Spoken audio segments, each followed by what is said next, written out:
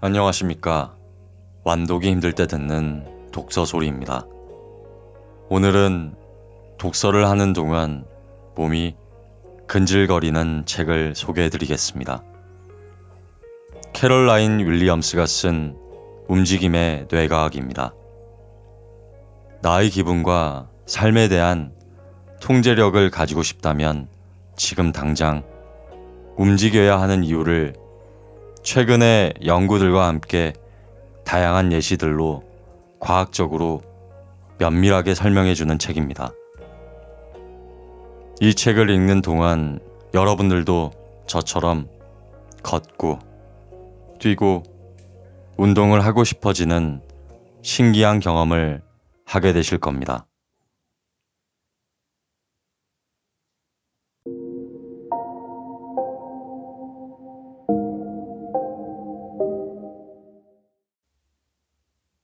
인간이 나무늘보의 생활 방식을 선택한 데에는 그만한 이유가 있다. 첫째, 편안하다. 둘째, 우리는 지난 세기의 대부분의 시간을 움직임을 불필요하게 만드는 기술을 발명하는 데 사용했다.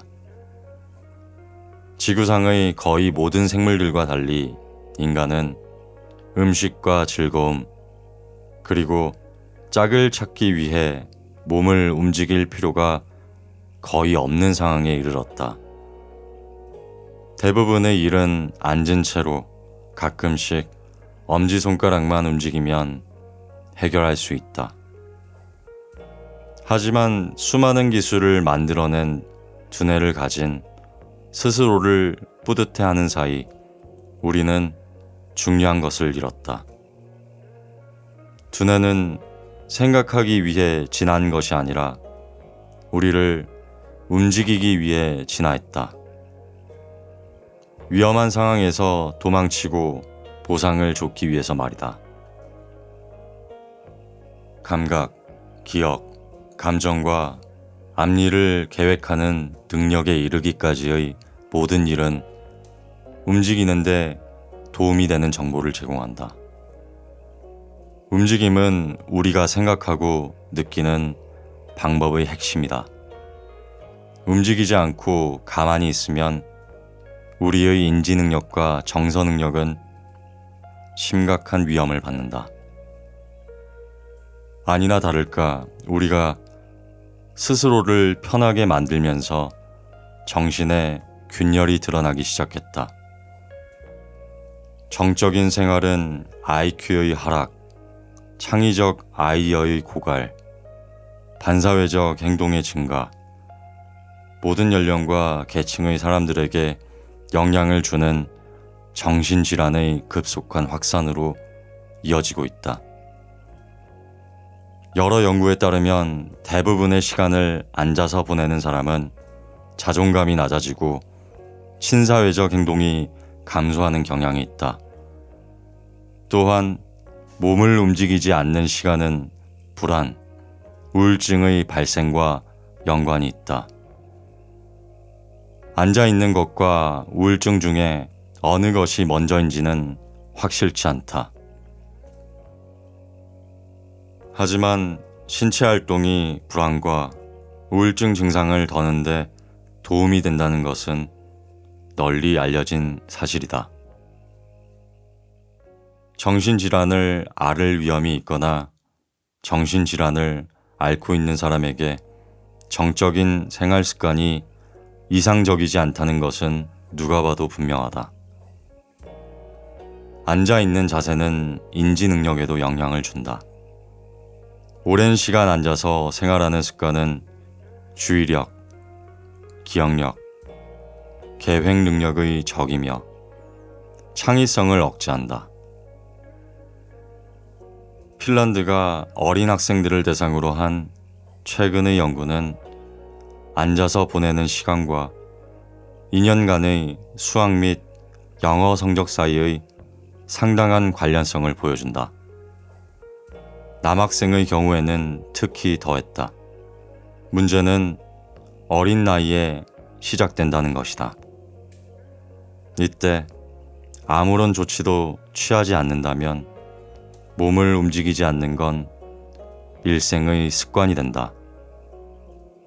또한 정적인 생활은 노화를 앞당긴다.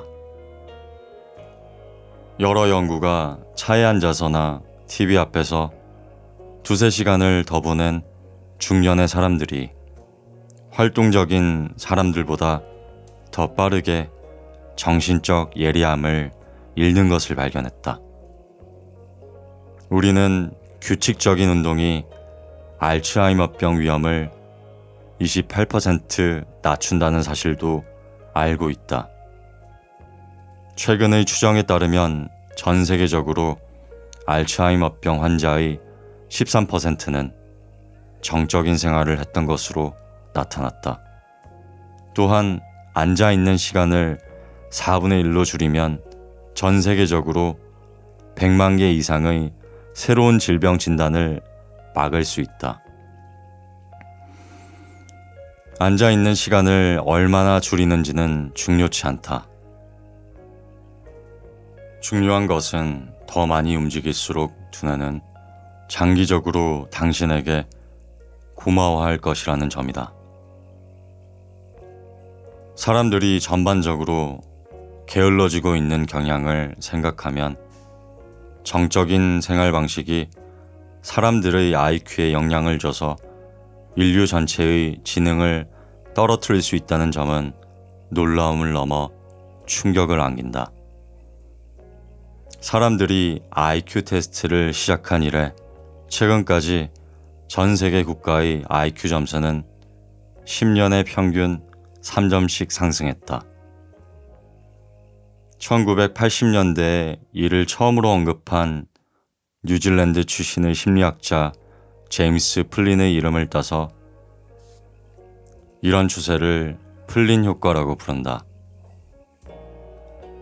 그러나 1990년대 중반부터 플린 효과는 감소하기 시작했고 2000년대 초부터는 10년에 몇 점씩 IQ 점수가 낮아지고 있다.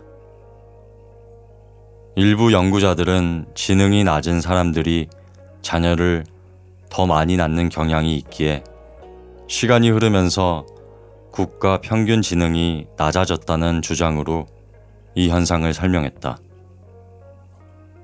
세계적 이주의 증가 탓이라는 의견을 내놓는 이들도 있다. 유입된 외국인들이 IQ 테스트 문제를 제대로 이해하지 못했다는 것이다. 하지만 최근 노르웨이의 연구는 이런 설명이 타당하지 않다는 것을 분명하게 보여준다. 연구자들은 수십 년에 걸쳐 같은 가족 구성원의 IQ를 추적함으로써 가족의 세대 변화에 따라 IQ가 하락하고 있다는 사실을 발견했다. 이는 유전자 변화의 원인으로 볼 수 없다는 것을 의미한다. 진화는 그렇게 빨리 일어나지 않는다. 지능과 같이 하나의 유전자가 아닌 여러 개의 유전자로 변화를 설명해야 하는 복잡한 특성은 특히 더 그렇다. 그런 변화는 환경 변화가 이유일 가능성이 훨씬 높다. 위의 주장들이 모두 틀렸다면 움직임이 미친 영향 때문일 수도 있다. 움직임의 부족은 최근 라이프 스타일의 유일한 변화가 아니다. 하지만 앉아있는 상태로의 타락이 서구에 제한되지 않고 전 세계 사람들 모두에게 상당 기간 동안 영향을 미친 중요한 변화인 것만은 틀림없다.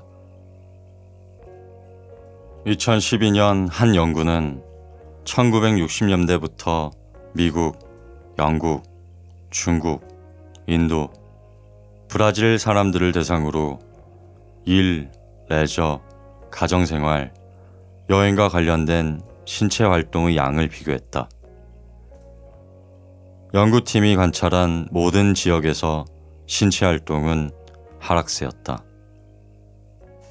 여가 시간뿐만 아니라 항상 말이다. 가장 빠른 하락은 1990년대 중국과 브라질에서 일어났다. 이는 주로 일과 가정의 변화에 기인한 것으로 여겨진다. 육체 노동이 사무 업무에 자리를 내주고 가정용 기기가 일상의 잡무를 품이 적게 드는 일로 바꾼 것이다. 인도만이 대세를 거스르는 것으로 보였다. 적어도 2012년에는 그랬다. 하지만 이미 인도에서도 앉아서 보내는 시간이 늘어나는 징후를 보여주고 있다.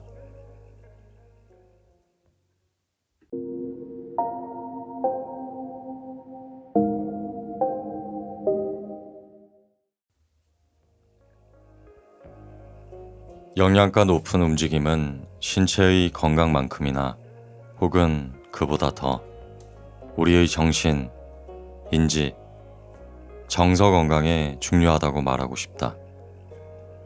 인간 특유의 방식으로 몸을 움직이게 되면 우리는 우리 주위와 내면의 세상 모두를 인간 특유의 방식으로 생각하고 느끼고 지각하게 된다. 기존의 상식과 달리 사고는 우리 머릿속에서 비롯되는 것이 아니며 감정을 유발하는 유일한 길도 아니다.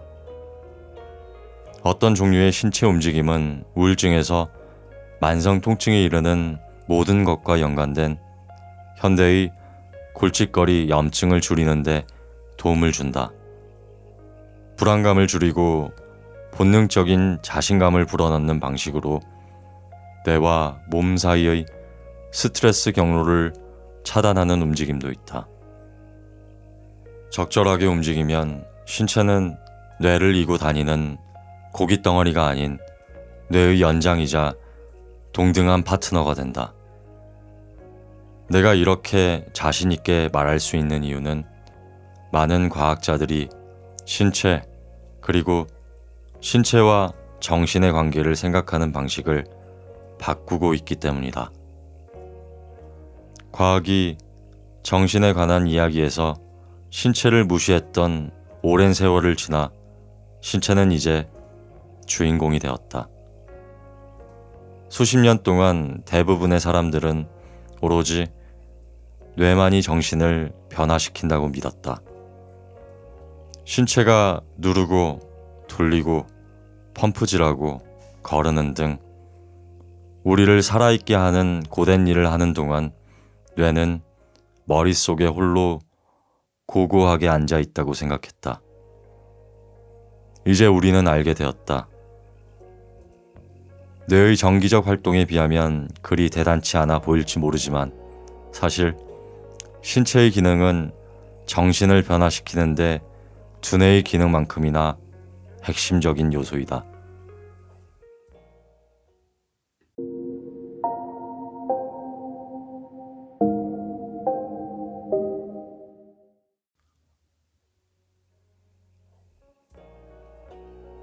신체 활동을 많이 하는 사람일수록 전반적인 자기 효능감, 즉 삶에 대한 통제력이 어느 정도인가에 대한 감각이 높다는 연구 결과가 있다. 그 역량은 건강한 어린이, 청소년, 성인, 누구에게나 똑같이 나타났다. 다른 운동과 비교한 연구에 따르면 근력 운동이 심혈관 기능 향상 운동이나 균형감, 유연성에 중점을 둔 운동보다 자존감에 빠르고 큰 영향을 준다. 자신감과 통제력은 불안감과 정반대의 감정이다. 사람들은 흔히 불안이 극도의 공포 속에 사는 것이라고 오해한다. 내 경험인데 불안감은 인생의 문제에 대처할 수 있을지 알 수 없는 안개 속에 있는 듯한 느낌에 가깝다. 체중 부하 운동을 불안 치료에 이용한 한 연구는 근력이 강해질수록 자존감이 높아지고 불안 증세가 줄어들며 수면의 질이 개선되는 것을 보여준다. 또한 우울증의 주된 감정은 슬픔이라기보다는 나는 할 수 없어라는 흔한 본능적 느낌이다. 여러 연구는 근력 운동이 이 느낌을 줄여준다고 말한다. 근력 운동은 내면의 피드백을 안 돼에서 한번 해보자로 바꾸는데 도움을 준다. 몸이 삶의 시험에 대처할 수 있다는 자신감을 주면서 생각에만 몰입하지 않도록 한다. 이는 우리 사회에서 불안과 우울증의 수준이 높아지는 것과 근력이 약한 사람의 비율이 증가하는 것 사이의 연관성을 의심하게 한다. 이 문제에 관한 학계의 상세한 연구가 없었기 때문에 확신은 어렵다. 다만 정적인 생활 습관이 불안으로 이어지고 근력 운동이 자존감을 높이고 정신질환 증세를 개선한다는 사실로 볼 때 연구가 필요한 시점이 온 것 같다. 지난 수십 년 동안 서구 사회의 라이프 스타일은 우리가 몸으로 삶의 문제에 대처할 수 있다는 믿음을 잃게 만들었다. 간단히 말해 정신 건강의 약화는 소파와 슈퍼마켓을 통해 영위하는 편안한 삶을 위해 우리가 지불하는 대가일 수도 있다. 또한 정적인 삶은 우울증만큼은 아니더라도 사람의 마음을 울적하게 만들 수 있다.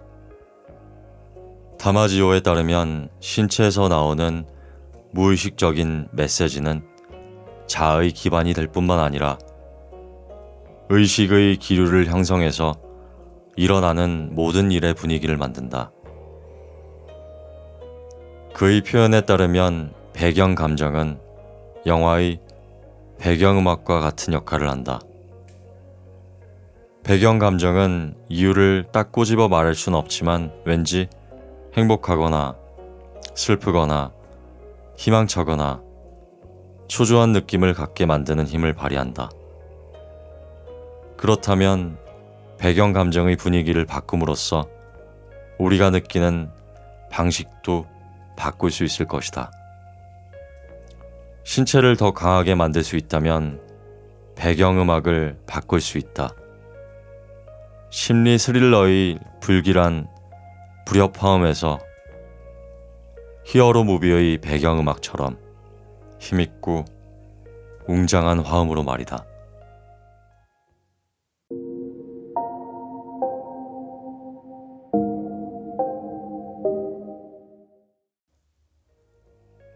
많은 사람들이 약간의 불안을 안고 살아간다. 그러다 보니 스트레스가 건강에 미치는 영향이 과소평가되는 경향이 있다. 만성 스트레스는 심장 질환에서 암, 알츠하이머, 우울증까지 생명을 위협하는 거의 모든 질병의 위험성을 높인다. 번아웃, 중독, 범죄와 같은 사회적 대가도 치러야 한다. 이 모든 것이 삶의 문제에 압도되는 사람들과 어떤 식으로든 연관된다. 스트레스를 통제하는 경로를 찾는 일은 우리가 스트레스를 효과적으로 관리하는 방법을 알려줄 것이다. 이를 고려하면 부신수질이 움직임과 연관된 두뇌 영역에 연결된다는 사실은 놀라울 정도로 중요한 발견이다. 이 발견은 스트레스를 관리하기 위해 생각하는 방법을 바꾸거나 깊숙이 자리 잡은 정서적 습관을 바꾸려고 노력하는 것과는 전혀 다른 방법을 제시한다. 또한 운동을 다른 형태의 치료에 곁들이는 부수적인 방법으로 취급해서는 안 된다고 알려준다. 운동을 정신건강의 주요 치료법 중 하나로 생각해야 하고 마음챙김 명상이나 인지행동 치료만큼 중요하다고 인식해야 한다.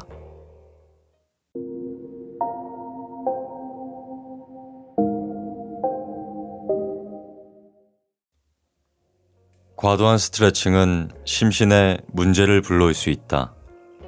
인구의 20%는 과신전이라는 문제를 갖고 있다. 관절이 보통의 운동 범위를 넘어 확장된다는 의미다. 이는 신체 결합 조직 내 신축성이 지나칠 때 유발된다. 관절을 극단까지 늘릴 수 있으므로 발레 무용수나 체조 선수에게는 유용하겠지만 지나친 유연성 역시 만성 통증, 관절 탈구, 과민성 대장증후군과 같은 소화기의 문제로 이어질 수 있다. 더 놀라운 것은 이건 역시 정신적 증상에 연관되는 듯하다는 점이다.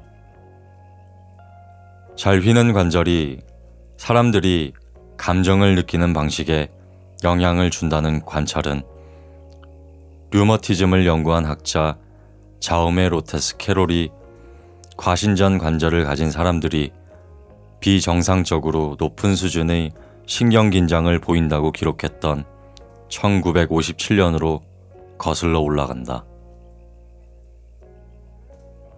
대부분이 이 기록을 무시했으나 1988년 바르셀로나 델마르 병원 연구진 역시 과신전 환자들이 쉽게 불안감을 느낀다는 점을 발견하면서 분위기는 역전됐다. 그들은 과신전과 불안감 사이의 연관성을 더 자세히 연구하기로 결정했다. 이후 둘 사이에는 실제로 강한 연관성이 있다는 주장이 인정을 얻었다. 한 연구는 건강한 지원자의 불안장애 비율은 22%인데 반해 과신전 환자의 경우 70%가 불안장애를 가지고 있다는 것을 발견했다. 또 다른 연구는 과신전 관절을 가진 사람들에게서 불안과 공황장애가 16배나 더 많다고 추정했다. 또한 ADH와 자폐증을 비롯한 섭식장애, 만성통증, 피로, 신경발달 장애와 과신전 사이의 연관성도 드러나고 있다. 이런 문제들은 멈춰야 할 때 계속 구부러지는 관절이 내부 수용 감각, 즉 몸의 내부 상태를 감지하는 능력에 혼선을 줘서 신체 내부의 메시지가 어디서 나오는지 특정하기 어렵게 만들기 때문에 발생하는 것일 수도 있다. 서식스 대학교의 정신의학 교수 휴고 크리칠리의 연구들은 이에 관한 증거를 제공한다. 과신전 관절을 가진 사람들은 심장박동, 기타 스트레스와 연관된 변화 등 몸 안에서 비롯되는 내부 수용 감각 신호에 유난히 민감한 것으로 밝혀졌다. 그리 심각한 문제가 아닐 수도 있지만 몸 안의 어디에서 이런 신호가 오는지가 정확치 않고 그것이 어떤 의미인지 해석하기 힘들다는 사실을 생각하면 그렇지만도 않다. 과신전 관절을 가진 사람들의 경우 몸의 신호가 모호하다는 점을 고려하면 심장이 빨리 뛰는 것을 불안으로 해석하기가 쉽다. 명확한 외부적 요인이 없을 때라면 더 혼란스러울 수밖에 없다. 몸 내부의 신호에 민감한 사람일수록 과신전과 불안 사이의 연관성이 높다는 것을 발견한 또 다른 연구가 이 점을 뒷받침한다.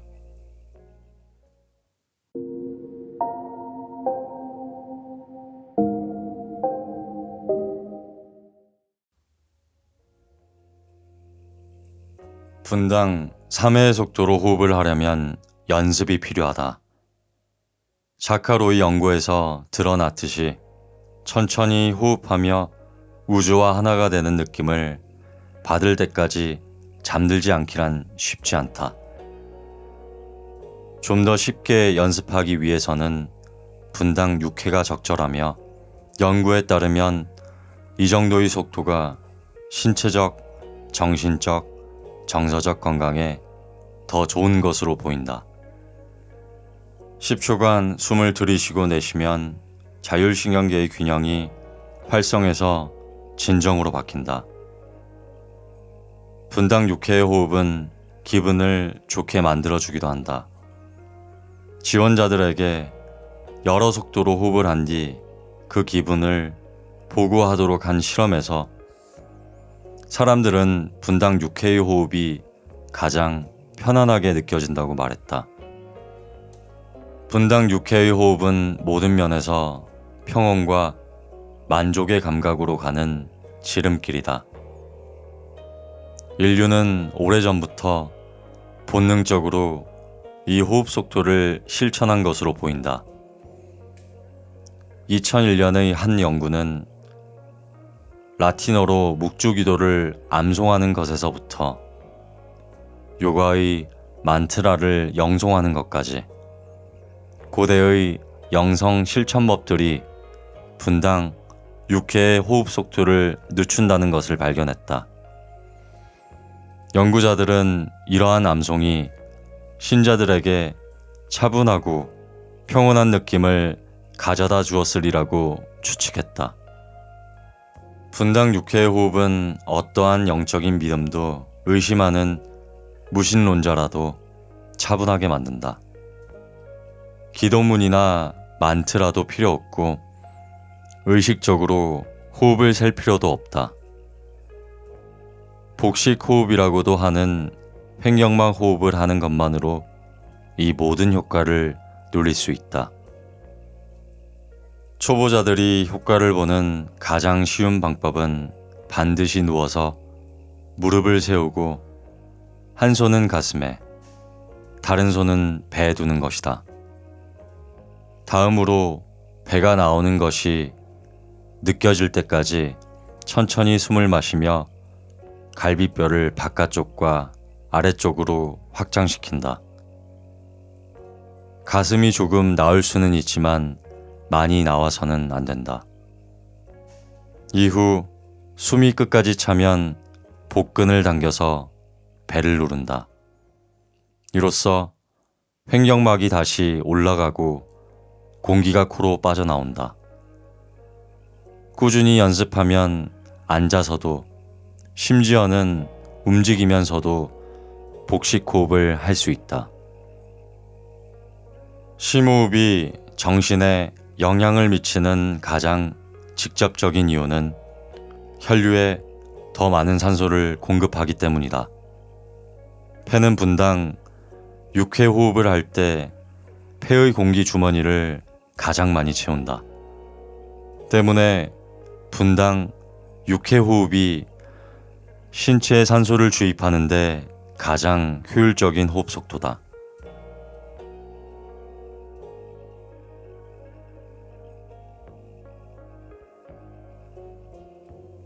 움직임은 어떻게 스트레스, 우울, 불안의 해답이 되는지 잘 들어보셨나요?